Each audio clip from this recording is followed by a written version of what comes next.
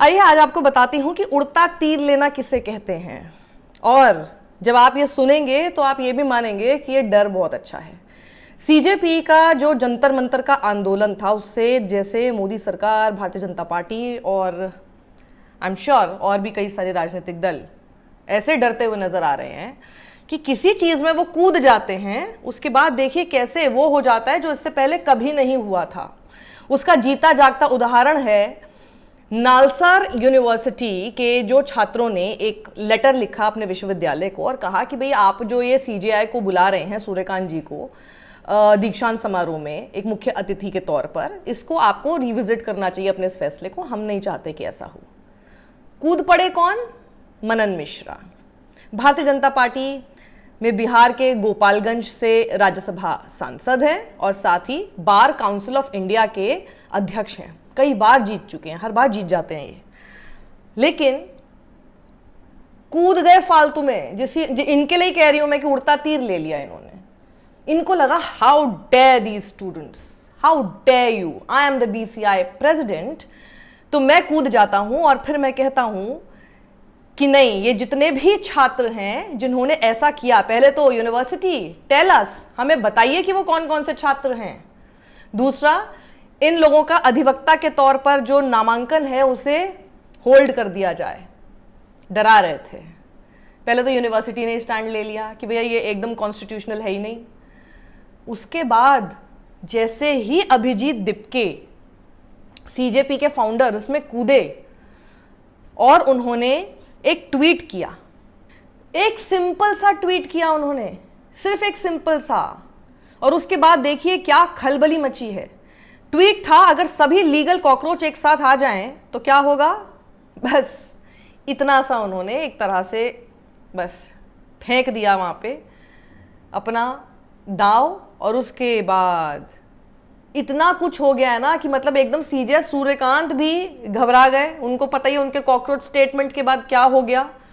Bharatiya Janata party के ये मनन मिश्रा घबरा गए, पूरी पार्टी घबरा गई, और अभिजीत दिपके ने एक और डाल दिया कि एक बात बताइए, अगर इनका इस्तीफा मांग लिया जाए, ओ गॉड, फिर तो आप देखिए सीजेआई सूर्यकांत इसमें कूद पड़े, और यहां तक कि वो गोदी लोग जो अभी तक तो उनको नहीं दिख रहा था कि इसमें कुछ गलत है जो मनन कुमार मिश्रा ने किया, वो भी देखिए कैसे कूदते, मैं आपको बता रही हूं। सीजेआई सूर्यकांत ने बीसीआई के हस्तक्षेप को कहा यह पूरी तरह अनुचित है, छात्रों और मेरे बीच के संवाद में दखल देने वाले ये कौन होते हैं। ये इन्होंने सब कुछ तब किया जब ये सारा रायता फैल गया सीजेपी के बोलने पर। और उसके बाद देखिए ये राहुल शिवशंकर लिखते हैं, CJI takes the right stand, absurd order to punish students withdrawn। ये इनको absurd तब नजर आया जब सीजेआई के ही बीच में कूदने से साफ डर दिखाई देने लगा। उससे पहले इन लोगों को कुछ समझ में नहीं आ रहा था। तो ये देखिए, जब अकाउंटेबिलिटी तय होने लगती है और उसका सक्सेस हमें दिखाई देता है, उसके कॉन्सिक्वेंसेस हमें दिखाई देते हैं, उसके बाद देखिए पूरे के पूरे ये सारे इंस्टीट्यूशंस, बड़े से बड़े,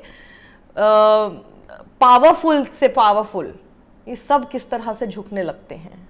स्टूडेंट्स को डरा रहे थे। भाई स्टूडेंट्स ये भी वही लोग हैं ना, जैसे अभिजीत दिपके ने लिखा कि अगर लीगल कॉकरोचेस एक साथ आ जाएं, बिल्कुल, जो युवाओं को जब आपने कॉकरोच बोला था तो वो जो वहां पे नालसर में पढ़ रहे हैं और लॉ कर रहे हैं, और एक समय के बाद वो वकील बनेंगे, वकालत करेंगे, अदालत में पहुंचेंगे, और फिर उनका स्तर बढ़ता जाएगा, वो सब भी तो वही युवा हैं जिनको आपने कॉकरोच बोला था। तो इनको लगा कि हम अपनी इनके ऊपर ऐंठ दिखा सकते हैं। लेकिन आप देखिए उसके बाद मनन कुमार मिश्रा कैसे डर गए, और मनन कुमार मिश्रा ने फिर क्या बोला। मनन मिश्रा कहते हैं, बार काउंसिल ऑफ इंडिया का उद्देश्य भारत के युवाओं के हितों की रक्षा करना है। मैं अभिजीत दिपके और सौरभ दास को यह संदेश देना चाहता हूं कि हमारे हित भी उनके हितों जैसे ही हैं, यानी छात्रों के अधिकारों की रक्षा करना। वो आगे कहते हैं, जरूरत होगी तो मैं सीजेपी के लीडर्स से बात करूंगा, बात करने से मैं कतराता नहीं।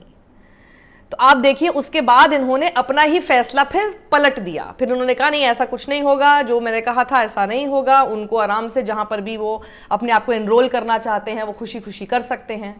तो भैया भले आदमी, कूदने की क्या जरूरत थी, उड़ता तीर लेने की क्या जरूरत थी। स्टूडेंट्स जो है सो जहाँ चाहें अपने को एनरोल कराएं, अपनी वकालत करें, जैसिप के लिए अपनी तैयारी करें, जो चाहें वो करें। अभी अभी आपने देखा है पिछले महीने ही जंतर मंतर पर क्या हुआ, धर्मेंद्र प्रधान तक को इस्तीफा देना पड़ गया उस पार्टी से जो इस्तीफे नहीं देती। और जब इतनी सी बात कही गई और आपके इस्तीफे पे आई तो एकदम आपने उसको बिल्कुल बैक ट्रैक हो गया। कूदे क्यों थे आप इस पूरे मामले में, क्या आप समझ रहे थे? और देखिए ये इसी तरह से ना देश चलता आ रहा है। एरोगेंस, पावर की जो एरोगेंस है पिछले 12 साल से जो हम देख रहे हैं, उसकी अकाउंटेबिलिटी जब इस देश के युवा ने तय करनी शुरू की तो कैसे युवा के आगे अब आज झुकना तो पड़ेगा। और ये सिर्फ और सिर्फ जवाबदेही की वजह से हो रहा है, क्योंकि अकाउंटेबिलिटी यानी जवाबदेही सीख की जा रही है, मांगी जा रही है। इससे पहले तो सब शांत बैठे हुए थे। तो अपने नए फैसले में अब बीसीआई क्या कहता है जरा सुनिए, बहुत इंटरेस्टिंग है, सुनिएगा।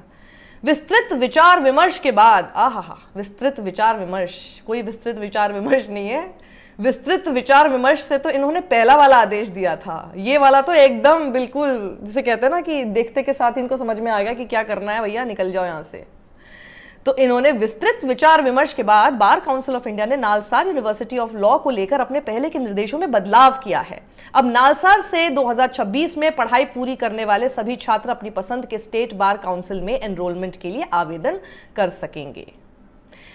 उसके बाद वो एक पोस्ट पर लिखते हैं कि वरिष्ठ अधिवक्ताओं, बार के सम्मानित सदस्यों, कानून के छात्रों और समाज के प्रति सजग नागरिकों के प्रतिनिधित्व और प्रतिक्रियाओं पर विचार करने के बाद और ये संतुष्ट होने पर कि नालसार हैदराबाद के 2026 बैच की किसी भी तरह की अशांति या आंदोलन में कोई भूमिका नहीं थी, बार काउंसिल ऑफ इंडिया ने कार्रवाई पूरी तरह बंद करने का फैसला किया है। अब आगे किसी कार्रवाई की आवश्यकता नहीं है।